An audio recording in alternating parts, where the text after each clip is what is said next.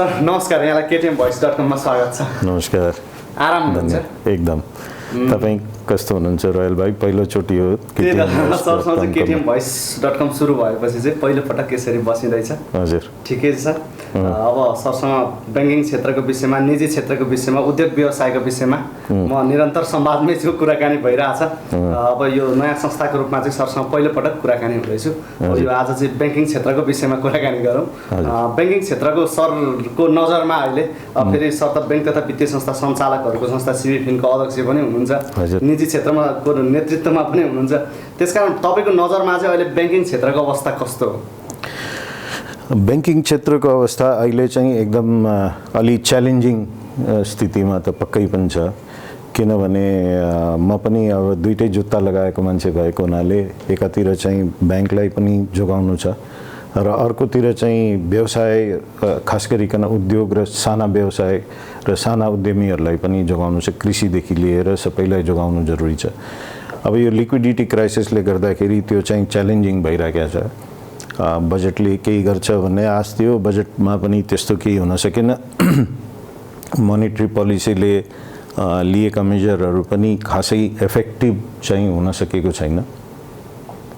त्यसले गर्दाखेरि अहिले अब इफेक्टिभ हुन बाँकी नै पनि छन् धेरै कुराहरू। त्यसले गर्दा अहिलेको अवस्था च्यालेन्जिङै छ। किनभने हामीलाई अहिले सरदरमा हेर्दाखेरि 3 देखि 4 खर्बको चाहिँ ब्याङ्किङ च्यानलमा चाहिँ पैसाको आवश्यकता छ। त्यति डिपोजिट बढ्यो अथवा त्यति एफडिआई आयो अथवा सरकारले त्यो लेभलको खर्च गर्यो, कुनै न कुनै मेजरले यति पैसा ल्याउनु जरुरी छ। या बाहिरबाट डिपोजिट आयो या लोन आयो, ब्याङ्करले लोन लिन सक्यो, सरकारले त अब लोन त्यति लिनु पनि हुँदैन, उचित हुँदैन। त समग्र रूपमा हेर्दाखेरि अहिलेको अवस्था चाहिँ त्यति सहज चाहिँ पक्कै पनि छैन। सर यो साउन पछाडि चाहिँ नयाँ आर्थिक वर्ष लागेपछि एफडी बढ्ला, अलिक सहज होला भन्ने अपेक्षा थियो होइन, तर त्यो भएन। खासमा ब्याङ्कको पैसा चाहिँ कहाँ गएको? हेर्नुहोस्, ब्याङ्कको पैसा प्रायः सबै पैसा चाहिँ आयातमा नै गयो। किनभने यो कुरा देखाए पनि तपाईँको हामीले एउटा चाहिँ टियुसँग मिलेर गराएर त्यो एउटा रिपोर्ट पनि बनायौँ, तपाईँहरूको माझमा पनि राख्यौँ। त्यसमा प्रष्ट दुईटा कुरा के देखियो भने 100 रुपियाँ चाहिँ यदि एफडिआई तपाईँको रेमिटेन्स आउँछ भने 104 रुपियाँ 50 पैसा खर्चमा जान्छ। त झन् देशको पनि 4 रुपियाँ 50 पैसा बाहिरिने भयो। त्यसले त्यो यसको मतलब त्यसलाई रोक्ने होइन। त्यसको लागि अब के त्यहाँ आयो भने कमसेकम 2 वर्षको लागि त्यसलाई डिपोजिटमा लग्यो भने त्यो 104.50बाट घटेर 80 हुन्छ। 3 वर्ष लग्यो भने भत्तै घटेर 50%मा आउँछ। त्यतिसम्म हामीले गर्न सक्यो। त्यसको मतलब या त डिपोजिटमा लानु पर्यो या त्यसलाई चाहिँ हामीले तपाईँको विकाससँग जोड्नु पर्यो।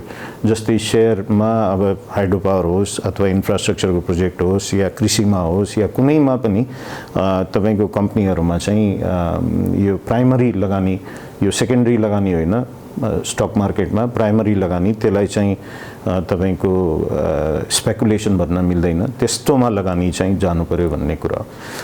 अर्कोतिर अरू पनि के देख्यो भने 1% लोन बढ्दाखेरि आधी % महँगी बढ्छ। ब्याङ्कको लोन 1%ले बढ्यो भने आधी % महँगी बढ्छ। यसले पनि के देखायो भने तपाईँको यो चाहिँ यसको मतलब हामीले प्रोडक्टिभ सेक्टरमा त्यति लगानी गरेनौँ। यसले पनि इम्पोर्टै गर्यो।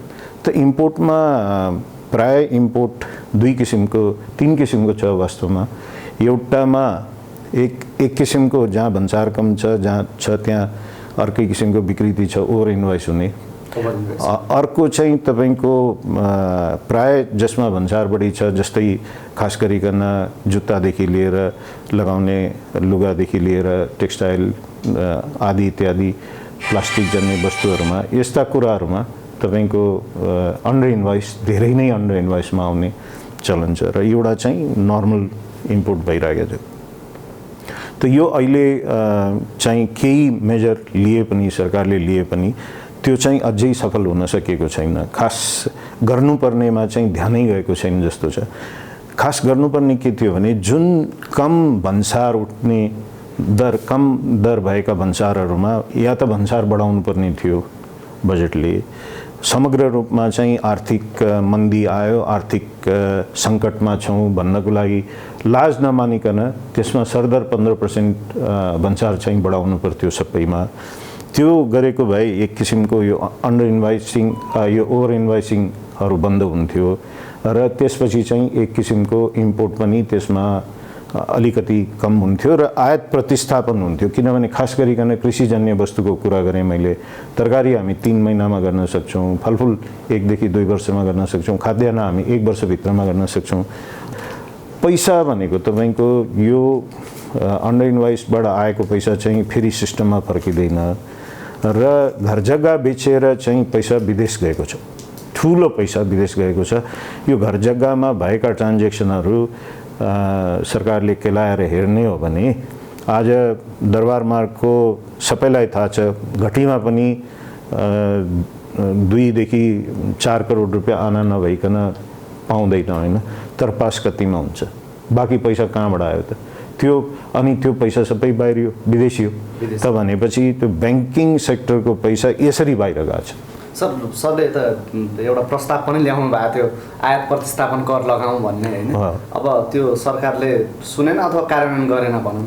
यदि त्यो सरले भने जस्तै आयात प्रतिस्थापन कर लगाएको भएदेखि चाहिँ खास गरी अहिले देखिरहेको समस्या चाहिँ समाधान हुन्थ्यो। एकैचोटि 1 मिनटमा त होइन, 1 दिनमा त होइन, तर कमसेकम 1 वर्षमा धेरै कुरा समाधान हुन्थ्यो। मैले अघि पनि भने तरकारीमा हामी 3 महिनामा चाहिँ आत्मनिर्भर हुन्थ्यौँ, खाद्यान्नमा 1 वर्षमा आत्मनिर्भर हुन्थ्यौँ। त्यो गर्नको लागि त्यति ठुलो कुरा छैन हो, त्यसको लागि चाहिँ तयारी पनि अलिअलि गर्नुपर्छ, गर्दै गएपछि चाहिँ नहुने चाहिँ कुरा छैन। र केही न केही आयात घट्थ्यो, अहिले महँगी बढ्यो, हल्लाले महँगी बढ्यो, बिचौलियाले फाइदा उठायो र चाहिँ उपभोक्ता मारमा परे र अल्टिमेटली चाहिँ पाएन। म यसको एउटा इक्जाम्पल दिन्छु तपाईँलाई, अहिले पनि यो कुरा उठिरहेको छ। केरा, सस्तो केरा इन्डियाबाट आयो, त्यसले गर्दा किसानको माल बिकेन, किसानले बेच्न खोज्दाखेरि हामीले पनि फलाएको छौँ। त्यसैले म अब आफै काम गरेपछि धेरै थाहा हुँदो रहेछ, कृषकको समस्याहरू कहाँनिर छ भन्ने कुरा थाहा हुन्छ। 4 रुपियाँमा हामीले गोटाको केरा बेच्न खोज्दाखेरि, त्यो पनि काठमाडौँ ल्याएर डेलिभर गर्दाखेरि 4 रुपियाँमा किन्ने मान्छे पनि भएन। कालीमाटी बजार लगायत अरू ठाउँमा किन्ने भएन। तपाईँ बजारमा कतिमा किन्नुहुन्छ? 12 देखि 15 रुपियाँमा गोटाको किन्नुहुन्छ, 150 रुपियाँ डजनको हाराहारीमा चाहिँ मोलमा किन्नुहुन्छ। त्यो ठेलावालाहरूले साइकलमा बोकेर लाँदाखेरि पनि धेरै गऱ्यो भने तपाईँलाई 10 रुपियाँभन्दा कममा दिँदैन होइन। त भन्नुको मतलब किसानको चाहिँ 4 रुपियाँमा नबिक्ने अनि हामीले चाहिँ 12 देखि 15 रुपियाँ तिर्नुपर्ने, यसको मतलब त बिचौलियाले मात्रै फाइदा उठायो। उसले के छ भने इन्डियाबाट आएको पनि 4 रुपियाँभन्दा सस्तो पर्दैन, तर इन्डियाबाट आएको नेपालको माल चाहिँ त्योभन्दा सस्तो चाहियो भन्छ। त्यसैले मैले भनेको कुरा के हो भने यस्तोमा ड्युटी बढाइदियो भने त्यो आयात प्रतिस्थापन आफै हुन्छ कि। यो मैले केराको कुरा पनि गरेँ, कागतीको पनि यही समस्या छ। हामी चाहिँ 250 रुपियाँ किलोमा किनिरहेका छौँ, जबकि किसानको 50 रुपियाँमा बिक्री हुँदैन, 50 देखि 70 रुपियाँ पनि पाउँदैन। त्यो पनि यहाँसम्म ल्याएर दिनु पर्यो। उताबाट आएको पनि तपाईँको 30 रुपियाँ भारूमा त्यहाँबाट सुरु हुन्छ, यहाँ आउँदा 70 रुपियाँ पर्छ, तर नेपालीलाई 70 रुपियाँ पनि दिँदैन। यसको मतलब बिचौलियाले एउटा किन गरेको भने यहाँको उत्पादन बढ्दै गयो भने त त्यसपछि त बिचौलियाको राज त जान्छ नि त। यो कुरा गभर्नमेन्टले किन नबुझेको? यति सानो कुरा, यति सिम्पल कुरा किन नबुझेको? यसको लागि चाहिँ एकचोटि चाहिँ महँगो हुन्छ भन्छ, महँगो हुन्छ, महँगो कसरी हुन्छ? किसानले बेच्ने त्यही रेट हो नि त। किसानको कमसेकम 70-80 रुपियाँमा बिक्न सुरु हुन्छ, त्यसपछि उसलाई पोसाउँछ, उसले चाहिँ त्यो पोसाउने बित्तिकै उत्पादन बढाउँदै जान्छ, आयात प्रतिस्थापन हुँदै जान्छ। बिक्ने त 250 नै हो अहिले, बरु पछि चाहिँ नेपालमा उत्पादन बढ्दै गएपछि त्यो रेट पनि घट्दै जान्छ। त यसको मतलब तपाईले भन्यो कुराको जवाब यही हो, तपाईले सोधेको कुराको जवाब यही हो कि यो चाहिँ एकै दिनमा हुँदैन, तर 2 देखि 3 वर्षमा हामी कृषिमा चाहिँ आत्मनिर्भर हुन सक्छौँ भन्ने कुरा प्रष्ट देखिन्छ कि। जस्तो सरले तरकारी कुरा त तरकारीमा त 3 महिनामै आत्मनिर्भर हुन सकिन्छ भन्नु एकदम। तर बैंकले पनि अब तरकारी व्यवसाय गर्छु भनेर गयो कोही एउटा किसान भने उसलाई चाहिँ लोन दिनको लागि ट्रस्ट नगर्ने, समस्या पनि त छ नि त। एकदम छ। यो समस्याको पनि समाधान हामी निकाल्ने प्रयास गर्दैछौँ सिबिपिङबाट। त्यसको लागि हामी पालिकासँग अहिले 14वटा पालिकासँग सम्झौता पनि गर्दैछौँ, हरेक प्रदेशको 2-2वटा पालिकासँग। त्यसमा सम्झौता भनेको यही हो कि चाहिँ पालिकाले चाहिँ उनीहरूको चाहिँ जिम्मा लिने, त्यसको जिम्मेवारी लिने, अनि त्यसपछि हामीले सिबिपिङले लोन दिने र विज्ञहरूको लागि चाहिँ हामी चाहिँ एनजिओलाई जोड दिने र बजारीकरण गर्नको लागि म आफै लाग्ने, म मेरो पर्सनल क्यापेसिटीमा लाग्ने बजारीकरण गर्नको लागि। त्यो चाहिँ अब हाम्रो माटोसँग जोड्नु पर्यो, या हामीले हाम्रो माटो ब्रान्डसँग जोड्नु पर्यो, या हामीले भाटबटेनीसँग जोड्नु पर्यो, या जोसँग जोड्नु पर्यो। त्यो चाहिँ जोडेर भए पनि अलिकति रिस्क लिएर भए पनि यसलाई चाहिँ 14वटा पालिकामा गरेर त्यहाँ चाहिँ राम्रो त्यहाँ उत्पादन हुन थाल्यो र त्यसले चाहिँ एक किसिमको त्यहाँ लोनको समस्या नहुने, त्यहाँ नो योर बिजनेसको हामी ट्रेनिङ पनि चलाउँछौँ देखि लिएर हामी समग्र रूपमा चाहिँ विकास गर्नको लागि अहिले अगाडि बढ्न। त्यो 14वटा पालिकामा कहिले सुरु हुन्छ? यो अब चाँडै सुरु हुन्छ। अब यो बिचमा चाहिँ अलिकति यो इलेक्सन पालिकाको अब हामीले चाहिँ ट्राइपार्ट एग्रिमेन्ट गर्न तयार गरिसक्यौँ। पालिकाहरू पनि केही पालिकाहरू छानिसकेका छौँ, विभिन्न प्रदेशहरूको केही पालिकाहरू छानिसकेका छौँ। अब त्यो एग्रिमेन्ट हुने क्रममा छ, 3 महिनाभित्र यो सञ्चालनमा आउँछ। त्यो माटो ब्रान्ड चाहिँ त्यसले 14वटाको जस्तो सरले व्यक्तिगत तर्फबाट पनि बजारीकरणमा म सपोर्ट गर्छु भन्नुभयो।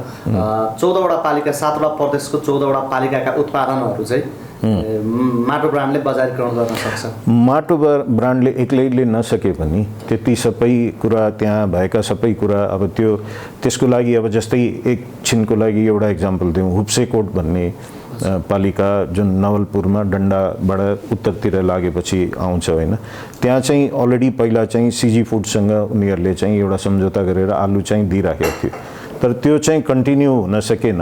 त्यसपछि त्यसले गर्दाखेरि त्यो रोकियो। अब त्यस्ता उद्योगहरूसँग अब जहाँनिर भनौँ एकछिनको लागि कागतीको उत्पादन हुन्छ भने त्यो यो चाहिँ तपाईँको अचारहरू बनाइराखेको उद्योगसँग त्यस्तै अरू कुनै कुरा हुन्छ भने, अदुवा हुन्छ भने त्यसलाई चाहिँ सानो मेसिन राखेर त्यसलाई सुकाएर सुठो बनाउने, अनि सुठोलाई हामी प्याकेजिङ गरेर एक्सपोर्ट गर्छौँ। अलैँचीको जुन ठाउँ हुन्छ त्यसलाई चाहिँ अहिले प्राइस पाएको छैन, त्यसलाई हामी त्यसरी गर्छौँ। अब यो कुनै ठाउँमा अब जस्तै किवी हुने ठाउँ रहेछ भने, मैले एक्जाम्पलको लागि भने होइन, र केही हामी थप्छौँ पनि, त्यहाँ केही जडीबुटी पनि थप्छौँ, केही अहिले नभएको उत्पादनहरू जस्तै लहरे आँप हुनसक्छ, पहाडी भेग छ भने, तराईमा चाहिँ तपाईँको केही जडीबुटीहरू हुनसक्छ। हामी चाहिँ तरकारी र फलफुल भन्दा पनि अरूतिर चाहिँ जुन हाई भ्याल्यु आइटमहरू चाहिँ केही उत्पादन गरेर एक्सपोर्ट गर्नेमा बढी जोर गरिराखेका छौँ, जसले गर्दाखेरि जबसम्म, किनभने तरकारी र फलफुलमा जबसम्म सरकारले अघि हामीले जुन कुरा गऱ्यौँ त्यो ल्याउँदैन तबसम्म यो गर्न सम्भव छैन, फेरि किसानलाई नोक्सानै हुन्छ। हेर्नुहोस्, त्यसैले गर्दाखेरि हामीले त्यो आइटमहरू गर्छौँ जुन कि चाहिँ विदेशमा ठुलो डिमान्ड छ, नेपालको ब्रान्डको ठुलो डिमान्ड छ, मेड इन नेपालको ठुलो डिमान्ड छ, त्यसलाई जडीबुटीसँग पनि जोड्ने हो। त्यसरी चाहिँ जान खोज्दैछौँ। सर, अब दसैँ पनि नजिकै आइसकेको छ, दसैँ रेमिट्यान्स भित्रिने मुख्य सिजन पनि हो। यो दसैँले चाहिँ खास ब्याङ्किङ क्षेत्रलाई कस्तो असर गर्ला, कतिको खुसी बनाउला ब्याङ्कहरूलाई? मैले त्यस्तो देखेको छैन योपालि। हेर्नुहोस्, अलिअलि त्यो हात्तीको मुखमा जिरा भन्ने जुन कहावत छन् त्यही हो। अहिले मैले सुरुमै भने 3-4 खर्बको सर्टेज छ, आयो भने 10-20 करोड अरब रुपियाँ आयो भने त्यसले फरक पर्दैन, या 50 अरब आयो भने अलिअलि केही दिनको लागि राहत जस्तो फिल हुन्छ, तर अल्टिमेटली डिमान्ड चाहिँ फुलफिल गर्न सकिँदैन।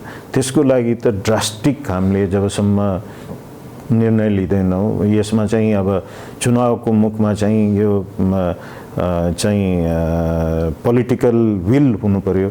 अब यो त प्रधानमन्त्रीज्यूकै कुरा आयो। हेर्नुहोस्, यसमा प्रधानमन्त्रीज्यूले एउटा चाहिँ होइन, मेरो देशलाई मलाई जोगाउनु छ र म यसको लागि जे हुन्छ गर्छु। अब हिजो अस्ति नै उहाँको मैले सुने कि अहिले कर्मचारीलाई तलब दिनको लागि बाट पनि बाहिरबाट पैसा ल्याउने स्थिति आइसक्यो भनेर बोल्नु भएको छ। त्यतिको बुझ्नु भएको छ, त्यसले गर्दाखेरि त्यो हिसाबले चाहिँ अहिले कदम पनि चाल्नुपर्ने आवश्यक छ। बोलेर मात्रै पुगेन भन्ने कुरा मैले फेरि अन्यथा अर्थ नलागोस्, मैले उहाँलाई बोलेको कुरामा अझ त्यसले बल पुगोस् भन्ने हिसाबमा मात्रै बोल्न खोजे हो यो कुरा। त्यही त सर, अब यो मलाई थाहा छ सरले नै एउटा ल्याउनु भएको प्रस्ताव भनौँ, सुझाव भनौँ, सरकारले वैदेशिक रोजगारीमा जानेहरू जसलाई चाहिँ प्रोत्साहन गर्ने नीति होइन, हजुर, वैधानिक च्यानलबाट चाहिँ रेमिट्यान्स भित्रियोस् भनेर सरकारले आइपिओमा चाहिँ कोटा छुट्याउने निर्णय पनि गराएको छ। सरले नै सम्भवतः यो सरले पहिलोपटक यो कुरा उठाउनु भएको, त्यो कार्यान्वयन भएको छ। यस्ता अन्य जस्तो 1% अतिरिक्त ब्याज दर दिने रेमिट्यान्स खातामा, तर त्यसको पनि दुरुपयोग भइरहेका कुराहरू आछन् होइन। यी कुराहरूले पनि किन रेमिट्यान्स प्रोत्साहन हुन सकेन, किन बन्न सकेन? अनि सरले अलिकति यो रेमिट्यान्स खाताकोमा भइरहेको दुरुपयोगको विषयमा पनि हजुरको बुझाइ के हो, अलिकति बताइदिनुहोस् न। यो हेर्नुहोस्, यो केही ब्याङ्कहरूले यसको दुरुपयोग गरेको भन्ने कुरा चाहिँ हामीले पनि हाम्रो नोटिसमा पनि आएको छ र त्यसको लागि चाहिँ हामीले राष्ट्र ब्याङ्कलाई एकदम कडाइका साथ यो चाहिँ यसलाई चाहिँ रिएक्टिभ होइन प्रोएक्टिभमा लगेर यसलाई जसले दुरुपयोग गर्छ, राष्ट्र ब्याङ्कको निर्देशनलाई दिएका निर्देशनहरूको दुरुपयोग गर्छ भने त्यसलाई हदैसम्मको सजाय गर्नुपर्छ। तर एउटा ब्याङ्कले दुईटा ब्याङ्कले गर्यो भने सबै चोर सबै गलत भन्ने हिसाबले जेनरलाइज पनि गर्नु भएन र त्यसैले रिएक्टिभ अप्रोच पनि आउनु भएन। त यो कुरा बारम्बार भनिरहेको छौँ। राष्ट्र ब्याङ्क पनि अलिकति सेन्सिटिभ भएको छ अहिले हिजो अस्ति मात्रै डेप्युटी गभर्नर साहबले बोल्नु पनि भएको छ, यसको दुरुपयोग गर्नेलाई हामी कारवाही गर्छौँ भन्नु पनि भएको छ। अब अलिकति त्यो हिसाबले चाहिँ यो एउटा नीति जुन आयो त्यसलाई कार्यान्वयन गरिसकेपछि त्यो हिसाबले यदि कसैले काम गरेको छैन भने त्यो त गलत हो नि त। हाम्रो त नियमन संस्था नै राष्ट्र ब्याङ्क भएको हुनाले ब्याङ्कले त अक्षरश पालन त गर्नै पर्छ हो। त नगरेको खण्डमा चाहिँ त्यसलाई एक्जाम्पल बनाउनु भन्दा त्यसलाई एक्जाम्पलको हिसाबमा पनि सजाय भयो भने अनि अरू आफै डराउँछन् त, अरू गर्न सक्दैन। तर अहिले पुगेको छैन। यो 1% त ब्याङ्कले दियो नि त, तर अहिले अझै राज्यको तर्फले थप 2% आउने कुरा पनि त मैले बारम्बार बोलिरहेको छु, त्यो अझै भएको छैन। त्यो भयो भने हुन्छ नि, 3% को फरक पर्यो भने हुन्छ। अहिले यो चाहिँ विदेशीहरूले चाहिँ खास गरिकन एनआरएनहरूले डलरमा डिपोजिट ल्यायो भने फर्काएर लान सक्छ भन्ने कुरा पनि अहिले कसैलाई विश्वासै भएको छैन। यसको प्रचार प्रसार राष्ट्र ब्याङ्कले जुन हिसाबले गर्नुपर्ने त्यो चाहिँ गरेकै छैन। त्यो गर्नु पनि त्यत्तिकै आवश्यक छ। जस्तो अब अहिले जति पनि सुविधाहरू दिएको छ सरले, अब अलिकति यो पर्याप्त छैन, राज्यका तर्फबाट दिनुपर्छ भन्नुभयो होइन। तर राज्यका तर्फबाट जस्तो अतिरिक्त अहिले 1% अतिरिक्त ब्याज दर दिइरहेछ भने राष्ट्र ब्याङ्कले 2% थपिदियो भने चाहिँ त्यो विश्वास गर्न सकिन्छ रेमिट्यान्स वैधानिक च्यानलबाट भित्रिन्छ भनेर? सबै काम राज्यले नै गर्छ भन्ने आवश्यक छैन। तर 3% आयो भने पक्कै पनि त्यो चाहिँ ब्याङ्किङ च्यानलबाट आयो भने मात्रै पाउने बनाइदियो भने त्यो चाहिँ यो चाहिँ अरू रेमिटेन्स कम्पनी बाहेकबाट होइन, ब्याङ्किङ च्यानलबाट आयो भने बनायो भने ब्याङ्क टु ब्याङ्क ट्रान्सफर हुनु पर्यो भन्ने कुराहरू बनायो र त्यसलाई चाहिँ यो रेमिटेन्सको कस्ट घटाउनको लागि चाहिँ राष्ट्र ब्याङ्कले नै पहल गर्नुपर्छ, कन्ट्री टु कन्ट्रीको हिसाबमा पहल गर्नुपर्छ र केही ब्याङ्कहरूसँग सेन्ट्रल ब्याङ्क टु सेन्ट्रल ब्याङ्कबाट चाहिँ एउटा फेसिलिटेट गरायो भने, किनभने अहिले समस्या के छ भने हाराहारीमा $100 पठाउँछ, $100 देखि म्याक्सिमम $200 पठाउँछ एकजना मान्छेले महिनामा। त्यो $200 पठाउनको लागि यदि एउटा रेमिटेन्स एउटा टिटी गर्यो भने त्यसमा $10 जतिको खर्च आउँछ। त्यो त सम्भव छैन, त्यो कसैले पनि तिर्दैन। यसैले त हुन्डीबाट आइराखेको मेन कारण त्यही हो। अथवा रेमिटेन्स कम्पनीमा गएर त्यहाँ गऱ्यो भने पनि $4 देखि $5 कटिरहेको छ। त्यसलाई कम गर्नको लागि एउटा चाहिँ दुईटा ब्याङ्क हरेक कन्ट्रीमा दुईटा ब्याङ्कसँग सम्झौता गर्यो, सेन्ट्रल ब्याङ्कले चाहिँ फेसिलिटेट गरिदियो भने त्यहाँको सेन्ट्रल ब्याङ्कले फेसिलिटेट गर्यो र त्यो दुईटा ब्याङ्कसँग सम्झौता गर्यो भने त्यहाँ उनीहरूले आएको सबै रेमिटेन्स यहाँ मार्फत आयो भने उनीहरूले ल यो खातामा यति यति आएको छ भनेर एउटा लिस्ट यहाँ चाहिँ एउटा ब्याङ्कमा पठाउनु भन्दा सेन्ट्रल ब्याङ्क टु सेन्ट्रल ब्याङ्कले गरिदियो भने, एकाउन्ट सेटलमेन्ट गर्ने व्यवस्था मिलाइदियो भने, आरटिजिएस जस्तै एउटा चाहिँ त्यस्तो व्यवस्था मिलाइदियो भने, तर यसमा चाहिँ ब्याङ्क टु ब्याङ्क हुन सक्दैन, यसमा central bank to central bank गर्नुपर्छ। यो नयाँ किसिमको कुरा मैले राखेँ। यो धेरै अध्ययन गरेर अरू कुनै उपाय लागेन अनि त्यसले गर्दाखेरि मैले यो पहिलोचोटि नयाँ कुरा व्यावहारिक कठिनाइहरू चाहिँ व्यावहारिक कठिनाइ अलिकति आउँछ हेर्नुहोस्, तर यसको मतलब हामीले नयाँ प्रयोगै नगर्ने भन्ने कुरा आउँदैन। यसलाई चाहिँ व्यावहारिक कठिनाइलाई फुकाउँदै गएर चाहिँ गर्न सक्यो भने एउटा कन्ट्रीसँग गरौँ न पहिला, जहाँबाट चाहिँ सजिलो हुन्छ, जुन सेन्ट्रल ब्याङ्कले मान्छ।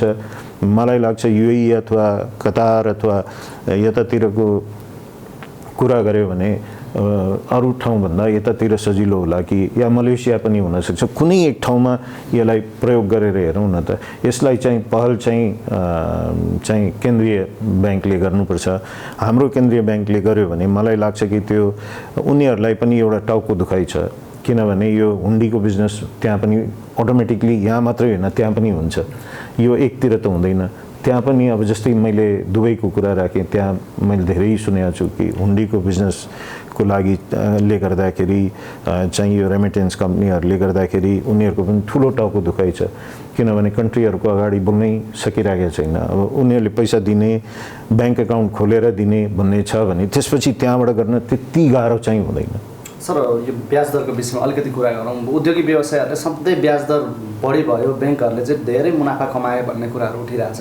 अब सर त दुवैतिर हुनुभएको कारणले गर्दा एकदम वास्तवमा यो समस्या चाहिँ कसरी सिर्जना हुन्छ ब्याङ्क र व्यवसाय उद्योगी बिचको चाहिँ? के गर्छ भने खास गरिकन ट्रेडिङ चाहिँ छाता सङ्गठनहरू सब ट्रेडर्सहरूको हातमा भयो। उनीहरूले नाउँ लिन्छ साना उद्यमी अथवा साना व्यवसायीको, एसएमईको कुरा गर्छ अथवा उद्योगीको कुरा गर्छ ब्याज बढी भयो भनेर, तर त्यो जान्छ कसलाई भने सबभन्दा बढी सुविधा जाने चाहिँ ट्रेडरलाई हो। अब तपाईँ हेर्नुहोस्, गाडीको लागि चाहिँ सबभन्दा सस्तो ब्याजमा चाहिँ लोन पाउँछ एउटा ब्याङ्कले होइन, प्राय ब्याङ्कको हेर्नुहोस्। आज पनि अटो लोन सबभन्दा सस्तो छ होइन, र इम्पोर्टको लोन टिआर लोन सबभन्दा सस्तो छ, जबकि ठिक उल्टो हुनुपर्ने। र अर्को कुरा तपाईँलाई म भनौँ, जबसम्म हामीले त्यही अलि चोलो फेर्ने टाइम भएको छ, नीति नै चेन्ज गर्ने टाइम भएको छ, हाम्रो पनि ब्याङ्कहरूको पनि कमजोरी छ, कमजोरी छ। हामी चाहिँ कर्पोरेटबाट चाहिँ थिचेका छौँ। म पनि हो त्यसको एउटा सदस्य। कर्पोरेट भनेपछि म आफै पनि पर्छु। डराउँछ के ब्याङ्कहरू डराउँछ कर्पोरेटबाट।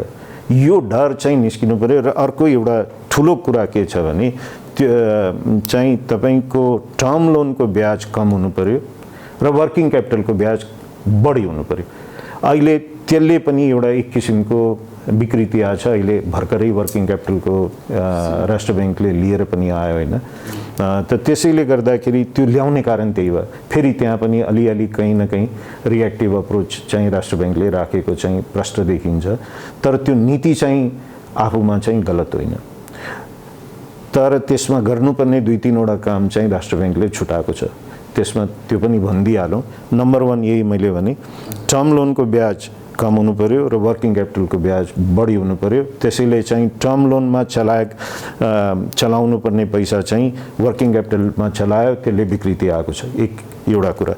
अर्को चाहिँ सबभन्दा आवश्यक कुरा जुन राष्ट्र ब्याङ्कले पनि बोलिरहेको छ, हामी सिबिफिनले पनि बोलिरहेका छौँ कि जसले लोन लियो, टिआर लोन लियो, उसको साइकल 180 दिनको छैन या 90 दिनको छैन, उसको साइकल 30 दिनको छ भने 60 दिनको लागि त्यो ब्याङ्क अथवा अरू ब्याङ्कमा ल्याएर फिक्स डिपोजिट गर्यो, उसले 7-8%, 9%मा लोन लियो, 12-13%मा डिपोजिट गर्यो, त्यो आर्बिट्राज खायो उसले। त त्यो चाहिँ के गर्नु पर्यो भने इन्ट्रेस्ट बियरिङ एकाउन्ट खोल्न नपाउने बनाउनु पर्यो। तेस्रो कुरा, इम्पोर्टेन्ट कुरा के छ भने मल्टी ब्याङ्किङ या त कन्सोर्टियम हुनु पर्यो। मल्टी ब्याङ्किङ हुनको लागि चाहिँ त्यो चाहिँ एउटा ब्याङ्कबाट काम गरिसकेपछि अर्को ब्याङ्कमा गर्नुभन्दा पहिले इभन करेन्ट एकाउन्ट खोल्ने या सेभिङ अथवा फिक्स डिपोजिट कुनै पनि एकाउन्ट खोल्नको लागि त्यो चाहिँ त्यो ब्याङ्कबाट जसबाट कारोबार गरेको छ, जसबाट लोन लिएको छ, त्यसको पर्मिसन बिना र सेन्ट्रल ब्याङ्कको नलेजको बिना अर्कोमा एकाउन्ट खोल्न नपाउने बनाउनुपर्छ।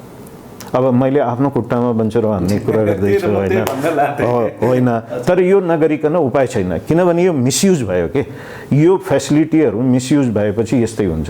गाह्रो पर्ने अरू सबैलाई नै हुन्छ। यसको सबभन्दा नराम्रो पक्ष जुन अहिले आएको नीतिको चाहिँ 7 दिनको लागि 0 बनाउनु पर्ने, पहिलो वर्ष चाहिँ 40%मा झार्ने, दोस्रो वर्ष 30मा ल्याउने अथवा 20मा ल्याउने, अनि तेस्रो वर्ष 7 दिनसम्मको लागि 0 बनाउनु पर्ने, त्यो सम्भव छैन। त्यो कहिले पनि कुनै पनि व्यवसायमा सम्भव हुँदैन।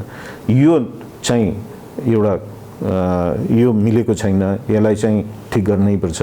तर एट द सेम टाइम यस्ता ल्यायो भने जुन अहिले विकृति आएको छ त्यसलाई चाहिँ घटाउँदै जाने हो, त्यसलाई चाहिँ एकैचोटि एकदमै जिरो बनाउन सकिँदैन, तर बिस्तारै चाहिँ घटाउँदै गयो भने ब्याङ्कको पनि एनपिए बढ्दैन र यतातिर चाहिँ व्यापारीहरू व्यवसायीहरू खास गरिकन इम्पोर्ट गर्ने व्यवसायीहरू चाहिँ एउटा चाहिँ आफ्नो सिस्टममा आउँछ। अहिले के भयो भने केही उद्योगहरू पनि र प्राय व्यवसायीहरूको यदि टर्नओभर 500 करोड छ भने 1000-1500 करोडको लिमिट लिएर राखेको छ।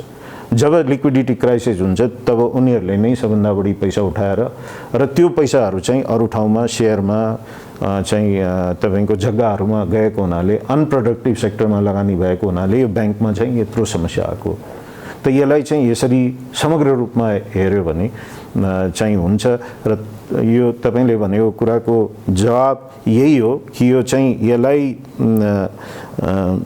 यो ब्याज बढी हुने कारण के हो भने अनप्रोडक्टिभ सेक्टरमा बढी गयो, त्यसको ब्याज ब्याङ्कले बढी पाउनु पर्ने हो।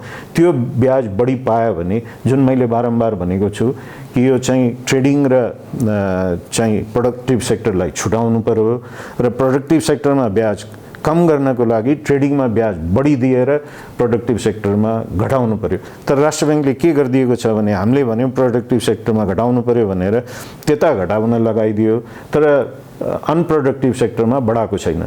त त्यो भनेको त ब्याङ्कलाई त झन् अङ्कुश भयो, झन् ब्याङ्कको नाफाबाटै जाने भयो र अब यस्तै भयो भने त ब्याङ्क भोलिको दिनमा लसमा जान्छ।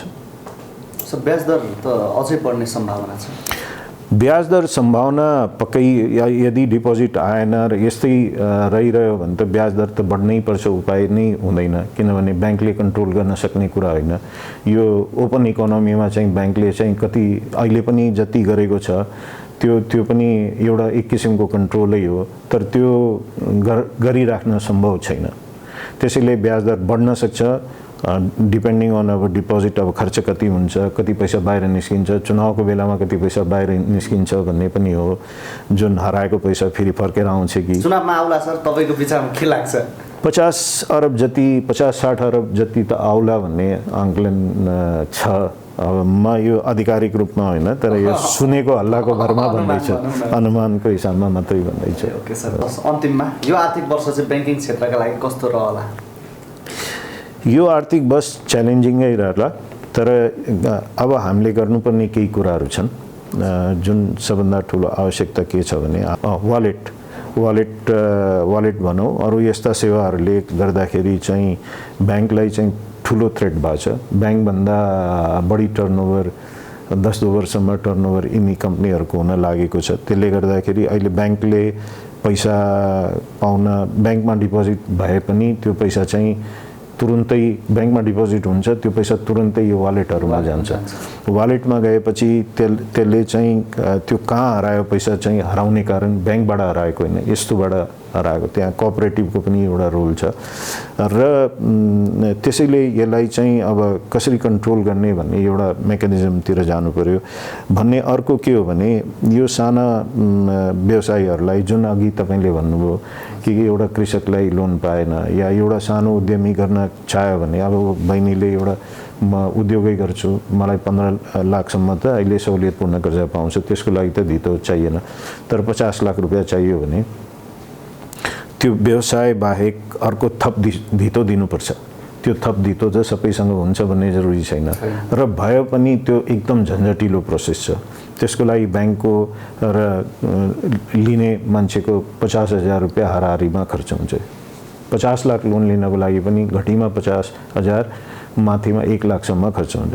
त्यसको लागि चाहिँ सिक्युरिटाइज लोन भन्छ, धेरै कन्ट्रीमा आइसकेको छ, त्यसलाई भित्र्याउनुपर्छ। अब राष्ट्र ब्याङ्क पनि यसमा पोजिटिभ छ, वर्ल्ड ब्याङ्क नै लागेको छ यसमा, यो एउटा गर्नुपर्छ भन्ने। अर्कोतिर चाहिँ अहिले एसेट म्यानेजमेन्ट कम्पनी पनि ल्याउनु पर्यो, किनभने अहिले यो एनपिएहरू पनि बढ्छ अहिलेको स्थितिमा, त त्यो पनि गर्नु पर्यो। र ब्याङ्कले अब चाहिँ यो तपाईँको डिपोजिट उठाएर ब्याजमा लगानी गरेर चाहिँ म पैसा कमाउँछु, पहिला जस्तो पैसा कमाउँछु भन्ने छैन। अब आउट अफ द बक्स सोचेर अरूतिर लगानी गर्नु पर्यो। अरूतिर लगानी भन्नाले जुन कम्पनीमा हामी चाहिँ यत्रो लोन दिन्छौँ, 80% सम्म लोन हामी दिन्छौँ, 20% भएको मान्छेको ओनरसिप हुन्छ। एक त तिनीहरू 100 करोड भन्दा बढीको कम्पनी पब्लिकमा आउनु पर्यो र त्यसमा चाहिँ ब्याङ्कले पनि लगानी त्यो आफ्नो इच्छाले स्वेच्छाले लगानी चाहिँ गर्न पाउनु पर्यो। चाहे त्यो इन्फ्रास्ट्रक्चरको प्रोजेक्ट होस्, हाइड्रो पावर होस्, या होटल होस्, या कुनै बिजनेस होस्, या जेसुकै होस्, त्यो ब्याङ्कको स्वेच्छाको हिसाबमा चाहिँ अलिकति त्यसलाई ओपन अप गर्नुपर्छ। अहिले चाहिँ यो शेयर मार्केटमा, सेकेन्डरी मार्केटमा लगानी यो स्पेकुलेसन ब्याङ्कहरूलाई दिनुभन्दा यतातिर यो चाहिँ प्राइमरी सेक्टरमा लग्यो भने पैसाको कमी पनि हुँदैन। यो मैले तपाईको ब्लेन्डेड फाइनेन्सको कुरा गरेँ। ब्लेन्डेड फाइनेन्स भनेको तपाईले एकातिर लोन पनि दिने, अर्कोतिर चाहिँ अब तपाईसँग धेरै राम्रो आइडिया छ तर तपाईसँग क्यापिटल छैन, लोन पनि छैन, तपाईले अलिकति क्यापिटल राख्नुस्, बाँकी क्यापिटल चाहिँ ब्याङ्कले दिन्छ। तपाईमाथि विश्वास छ र तपाईमाथि यदि चित्त बुझ्यो भने ब्याङ्कले क्यापिटल पनि दिन्छ भन्नाले शेयरमा, तपाईको कम्पनीमा शेयरमा पनि लगानी गर्छ र लोन पनि दिन्छ। त्यो भनेको ब्लेन्डेड फाइनेन्स हो। यो साना उद्यमीहरूको लागि खास गरिकन, यो ठुलाको लागि मैले कुरा गरेँ होइन, तर साना उद्यमीको लागि यो पनि उत्तिकै आवश्यक छ। यो प्र्याक्टिसमा पनि ल्याउनुपर्छ। यसले चाहिँ ब्याङ्कहरूलाई पनि एउटा नयाँ आयाम खुल्छ र अर्कोतिर चाहिँ ठुला इन्फ्रास्ट्रक्चरका प्रोजेक्टहरू जस्तै हाइड्रो भयो या होटलहरू भयो या यस्ता इन्फ्रास्ट्रक्चर प्रोजेक्ट जहाँ चाहिँ रिस्क कम हुन्छ, बन्ने बेलामा रिस्क हुन्छ, त्यो ब्याङ्कले बोकेको हुन्छ। बनिसकेको पछिको फाइदा चाहिँ प्रमोटरले पाउँछ, ब्याङ्कले पाउँदैन। त्यसको लागि चाहिँ यो चाहिँ एउटा गर्नुपर्छ र यस्ता धेरै कुराहरूमा चाहिँ विचार गरेर चाहिँ आउने दिनमा चाहिँ अब चाहिँ ब्याङ्कको लागि चाहिँ नयाँ सोच राखिएन भने आउने दिन एकदमै गाह्रो हुन्छ। बस धेरै धेरै धन्यवाद सर। Thank you.